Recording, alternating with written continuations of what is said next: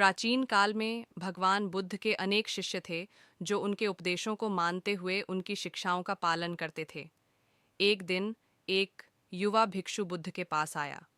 वह अपने जीवन में संतोष और सफलता प्राप्त नहीं कर पा रहा था और अंदर से बहुत असंतुष्ट था।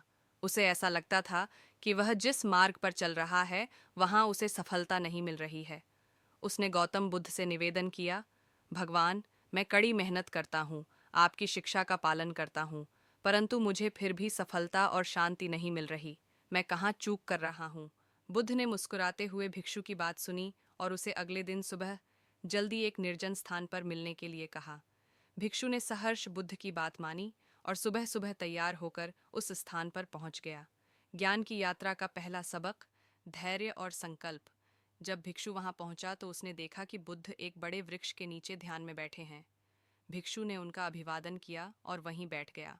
कुछ समय पश्चात बुद्ध ने अपनी आंखें खोलीं और भिक्षु से पूछा, यदि तुम सफलता प्राप्त करना चाहते हो तो क्या तुम में धैर्य और संकल्प है? भिक्षु ने बिना सोचे समझे उत्तर दिया, हाँ भगवान, मुझे धैर्य है और मैं संकल्पित हूँ। बुद्ध ने एक पत्थर उठाया और भिक्षु से कहा, इस पत्थर को उठाकर उस तालाब में फेंको। भिक्षु को कुछ समझ नहीं आया, पर उसने बुद्ध की बात मानी और पत्थर को उठाकर तालाब में फेंक दिया। पत्थर तालाब की सतह को पार कर नीचे तल तक पहुंच गया और कुछ ही क्षणों में पानी शांत हो गया। बुद्ध ने मुस्कुराते हुए कहा, क्या तुम देख रहे हो?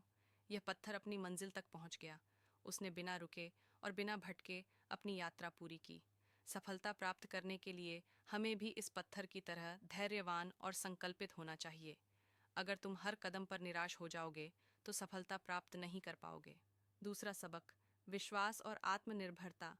भिक्षु ने बुद्ध की इस शिक्षा को ध्यान से सुना और मनन किया, परंतु उसके मन में अब भी कुछ प्रश्न उठ रहे थे।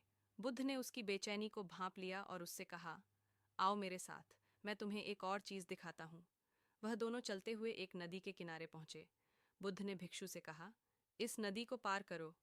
भिक्षु ने आसपास देखा, पर कोई पुल या नाव नहीं थी जिससे वह नदी पार कर सके। उसने बुद्ध की ओर प्रश्नवाचक दृष्टि से देखा। बुद्ध ने उत्तर दिया, अपने विश्वास और आत्मनिर्भरता का प्रयोग करो। भिक्षु को समझ में आ गया कि बुद्ध उसे अपने प्रयासों पर भरोसा करने की शिक्षा दे रहे हैं। उसने नदी पार करने का साहस किया और धीरे धीरे उस गहरे पानी में अपने कदम बढ़ाए। कुछ कठिनाई के बाद उसने नदी पार कर ली और बुद्ध के पास पहुंचा। बुद्ध ने उसे समझाया, सफलता के मार्ग पर हमें अपने आप पर विश्वास होना चाहिए। जब तक हम आत्मनिर्भर नहीं होंगे, तब तक हम किसी भी स्थिति में सफलता प्राप्त नहीं कर सकते। हमेशा यह याद रखो कि सच्ची शक्ति हमारे भीतर ही होती है। तीसरा सबक, संघर्ष और त्याग। जब भिक्षु बुद्ध के साथ वापस लौटने लगा तो उसने देखा कि रास्ते में कई कांटे और पत्थर बिखरे हुए हैं। भिक्षु ने थोड़ी असहजता व्यक्त की, क्योंकि इन कांटों और पत्थरों पर चलना कठिन था। बुद्ध ने उसे देखकर कहा, तुमने अभी संघर्ष की कीमत को समझा ही नहीं है। यदि तुम्हें सफलता चाहिए तो तुम्हें त्याग और संघर्ष की कठिन राह को स्वीकार करना होगा। भिक्षु ने कांटों और पत्थरों पर ध्यान से चलना शुरू किया, जिससे कि उसके पांव घायल न हो जाएं। उसे यह समझ में आने लगा कि यदि वह इस मार्ग पर चलने में कुशल हो गया तो उसके लिए कोई भी कठिनाई असंभव नहीं होगी।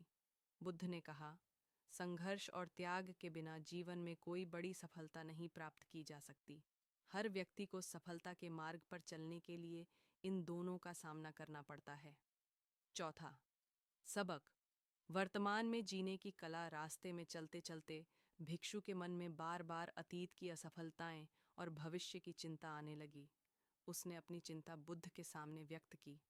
बुद्ध ने उसकी ओर देखा और उसे एक सुंदर बगीचे में ले गए। वहां पर उन्होंने उसे फूलों और पेड़ों की ओर इशारा करते हुए कहा, यह फूल और ये पेड़ वर्तमान में जी रहे हैं। इन्हें न अतीत की चिंता है न भविष्य की। बुद्ध ने समझाया, वर्तमान में जीने की कला सीखो। यदि तुम हर क्षण में पूर्ण रूप से उपस्थित रहोगे और उसे जीने का प्रयास करोगे तो तुम्हें सफलता अवश्य मिलेगी।